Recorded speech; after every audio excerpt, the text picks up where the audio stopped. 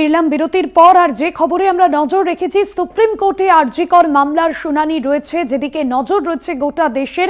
তবে আরো একবার যাব, সরাসরি রয়েছেন আমাদের সঙ্গে নিউজ রুম থেকে অঙ্কুর ভট্টাচার্য। তবে তার আগে আপনাদের জানাবো বেশ কিছু গুরুত্বপূর্ণ বিষয় আজকে যে আরজিকরের মামলার শুনানিতে সেখানে উঠে আসতে পারে। অর্থাৎ গত 9 আগস্ট যে ঘটনা ঘটেছে সেই ঘটনায় যেরকম আমরা দেখেছিলাম যে এফআইআর থেকে পুলিশের ভূমিকা, নানান বিষয় নিয়ে প্রশ্ন উঠেছিল।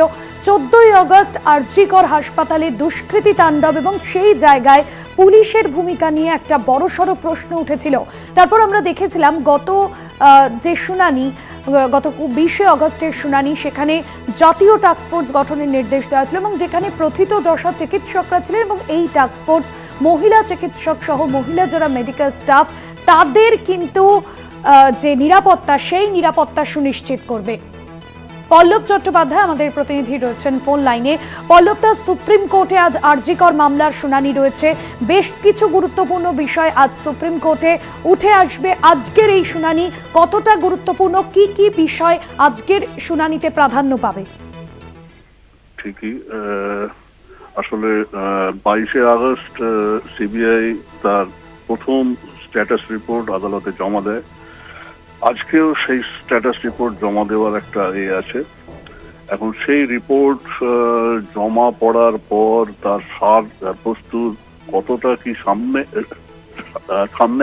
সামনে আসবে তার দিকে শুধু ভারত নয়, সারা বিশ্বের বিভিন্ন প্রান্তে থাকা ভারতীয়রা কিন্তু তাকিয়ে আছে। ফলে সিবিআই এর তদন্ত ঠিক কতটা সঠিক অভিমুখে যাচ্ছে সেই দিকে, সেই বিষয়গুলো কতটা সামনে আসবে এখনই ঠিক বলা সমস্যা। তবে মূল যে বিষয়গুলো, যে ওই ঘটনায় অর্থাৎ খুন ও ধর্ষণে একজনই না অনেকে জড়িত ছিল। এই ঘটনাটা স্রেফ একটা খুন ও ধর্ষণ কি না, নাকি এর সঙ্গে আরো বিপুল দুর্নীতি সম্পর্ক আছে, এই বিষয়গুলো কিন্তু জানার জন্য মানুষ ভীষণ রকমের আগ্রহী। এখন দেখা যাক, 10:30 থেকে শুনানি হওয়ার কথা। এখনো পর্যন্ত এজলাসে আইনজীবীরা এলো, বিচারপতিরা এখনো আসেননি। এই অবস্থায় একদমই ধন্যবাদ জানাবো পল্লবদা। সুপ্রিম কোর্টে আজ সিবিআই আরজিকর তদন্তে স্ট্যাটাস রিপোর্ট জমা দেবে। ফলে এখনো পর্যন্ত কি কি বিষয় উঠে এসেছে তা স্পষ্ট হবে আদালতের কাছে এবং পরবর্তীতে শীর্ষ আদালত কি নির্দেশ দেয় সেটাও জানা যাবে। মামলার শুনানি প্রধান বিচারপতি ডিওয়াই চন্দ্রচূড়ের বেঞ্চে।